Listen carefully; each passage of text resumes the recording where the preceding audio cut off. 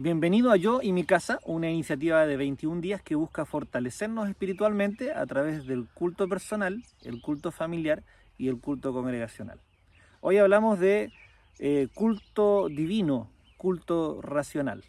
Hoy me encuentro en un cementerio en el sur de Chile que me hace recordar eh, lo que vivieron los primeros cristianos. Se reunían en lugares como este porque eran perseguidos por el Imperio Romano.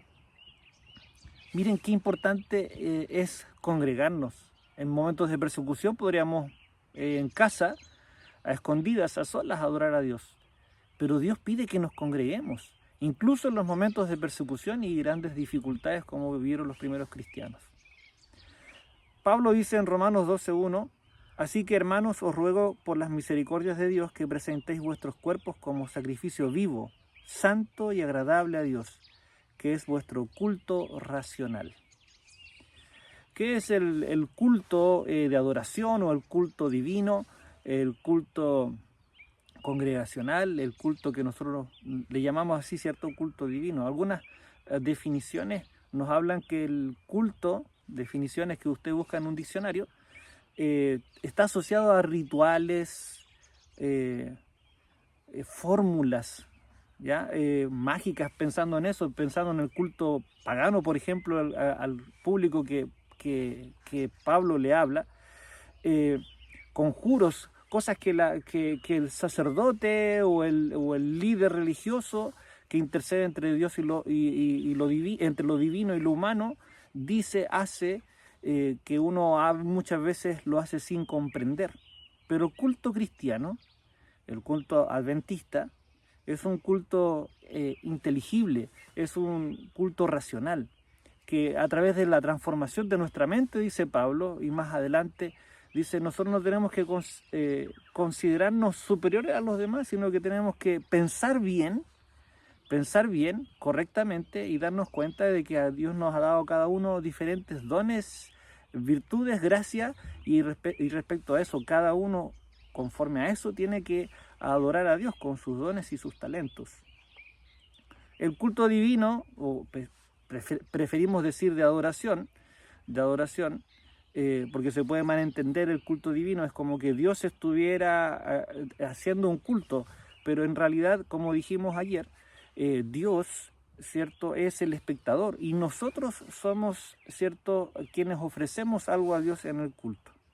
Las partes del culto de adoración tiene estos componentes, tiene oraciones, tiene música, tiene donativos y tiene Biblia.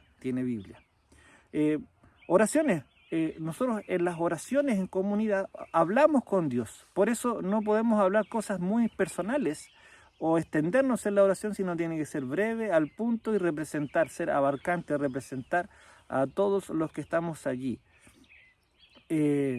¿Cuándo lo hacemos? Por ejemplo, en el culto, se realiza el culto de sábado, se hace una invocación donde el predicador ora y pide que Dios venga, ¿cierto?, y se siente o preste atención a lo que nosotros queremos decirle y lo que queremos mostrarle. Dios siempre nos está escuchando, es como cuando los niños dicen, mamá, mírame, papá, mírame, pero mírame. Eso es lo que nosotros hacemos en la invocación, en la primera oración en el culto. También oramos en los diezmos, reconociendo que todo es de Dios. También hay una oración de entrega y de gratitud en la mayoría de los cultos adventistas, donde se invita a las personas que pasen al frente, se ore por sus dificultades, sus problemas y su entrega a Dios o agradecidos por algo. Se ora antes de abrir la palabra, se ora en el llamado y se ora al momento de despedirnos. Es decir, constantemente estamos dirigiéndonos a Dios como grupo, como creyentes, como congregación.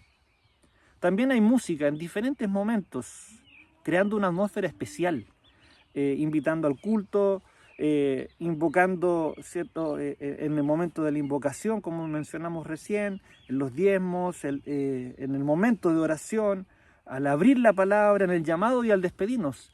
Esto genera una atmósfera celestial y es importante cantar, nos une el canto. Donativos.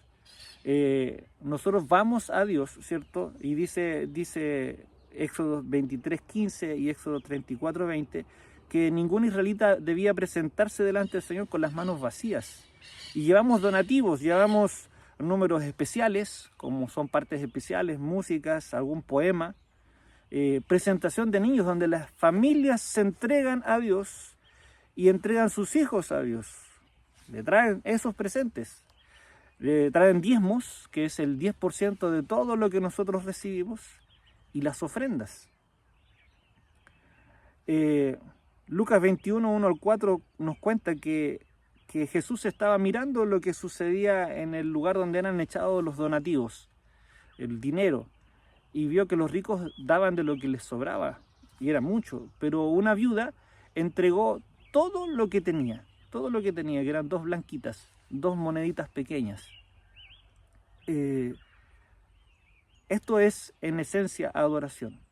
El culto de adoración es: yo voy delante del Señor y me entrego por completo, sin reservas a Él, porque Él se entregó completamente a mí. Y la última parte del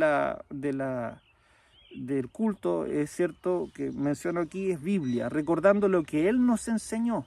Por eso nuestro culto es un culto racional, está basado en el texto. Decimos a menudo que el culto adventista es un culto textocéntrico, no está basado en las emociones, en las experiencias, sino está basado en la palabra de Dios.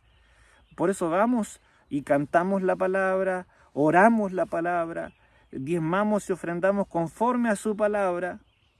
La adoración infantil es un recordatorio de las enseñanzas bíblicas. La predicación, esta tiene que ser no solamente textocéntrica, sino que esencialmente cristocéntrica, porque Jesús dijo: ustedes estudian las Escrituras y son ellas las que hablan de mí. Así que cuando nosotros presentamos y levantamos la palabra, levantamos a Jesús, entonces nosotros decimos: wow, Dios es maravilloso, cuánto nos ama el Señor. Y esa es la experiencia de adoración. En la predicación y también en el llamado, nosotros estamos recordando lo que el Señor nos pide hacer, lo que Él requiere de cada uno de nosotros. ¿Cómo vamos a ir al culto? ¿Vamos a ir dando lo que nos sobra, lo que nos queda, o vamos a ir a entregarnos por completo al Señor? Yo deseo que tú y yo podamos cada sábado congregarnos con una actitud de adoración total, entrega total a Dios.